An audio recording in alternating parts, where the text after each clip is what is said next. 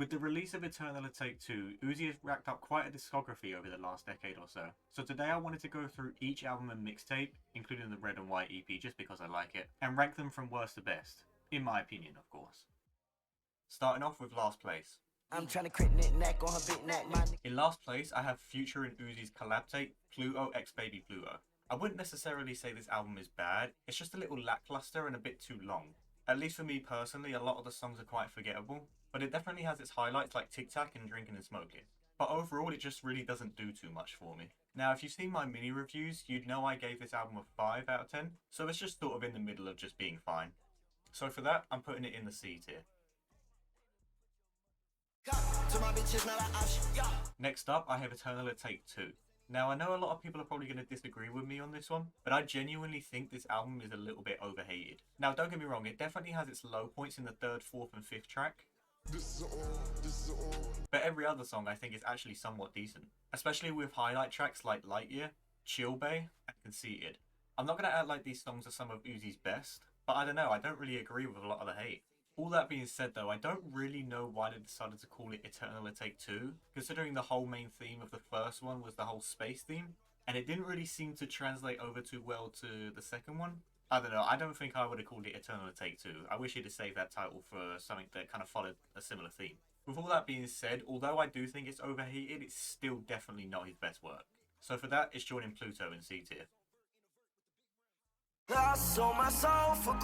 Up next, I have Pink Tape. Without a doubt, this is definitely Uzi's most experimental album yet, and I definitely admire them for trying new things. That being said, this album is very all over the place, and there was a very reoccurring thing he kept doing with his voice that I really wasn't a fan of too much.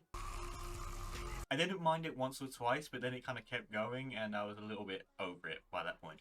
But there are definitely some standout tracks on this album, like Flooded the Face, which is one of Uzi's best intros. A lot of these songs bring really good energy, and there are even some good features from Travis Scott and Don Toliver.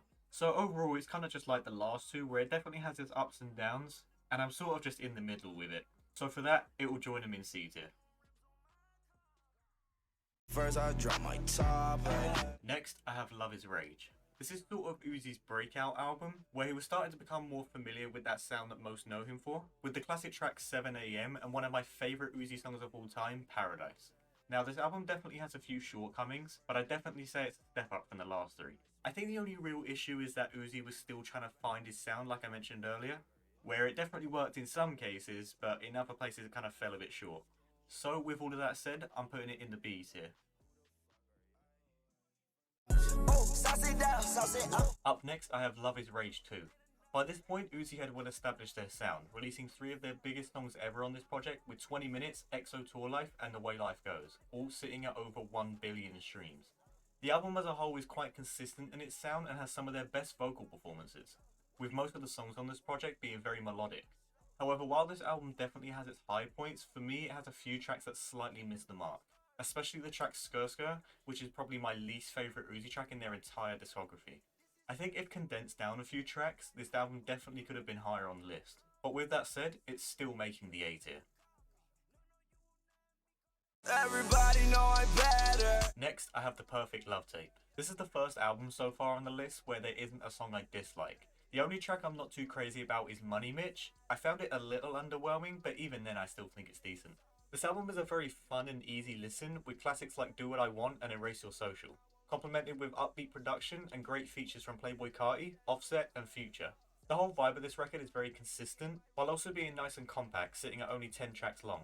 The only real flaw with this album is a lot of the songs are a little repetitive, especially on many of the hooks. That being said, they do bring good energy and don't deter me from listening. All things considered, it's definitely up there with some of Uzi's best work, so for that, I'm putting it in the A tier. In third place, I have the Red and White EP. With a very vibrant and energetic bunch of tracks, this EP does a great job at blending hype, hard-hitting sounds along with more melodic and chill performances that really seem to complement each other well. Their delivery across the project varies nicely, with catchy hooks and effortless flows keeping you well engaged. Uzi also does a good job of balancing funny, light-hearted one-liners with more introspective segments, where for the most part they seem to really just be having fun on the project, keeping to that spacey and futuristic sound they do best. A big highlight for me is the track Final Fantasy. The beat and production just feels so grand, and their performance throughout the song feels very passionate, especially on the chorus. It's a nice short and sweet EP sitting at only 9 tracks long, but it's very to the point and well paced. Overall, Uzi definitely delivered on this project, making for a fun and easy listen, so for that, I'm putting it in the A tier. Yeah, I told ya. In second place, I have Lil Uzi Vert vs. The World. This album really helped push Uzi into mainstream success and cement their place in the rap game, with classics like Money Longer, You Was Right, and P's and Q's. Their distinct vocal delivery with the use of auto-tune in their high-pitched voice offered performances many were not really familiar with at the time, and this really set them apart from many other artists. It's why Uzi is often considered a pioneer of the SoundCloud era.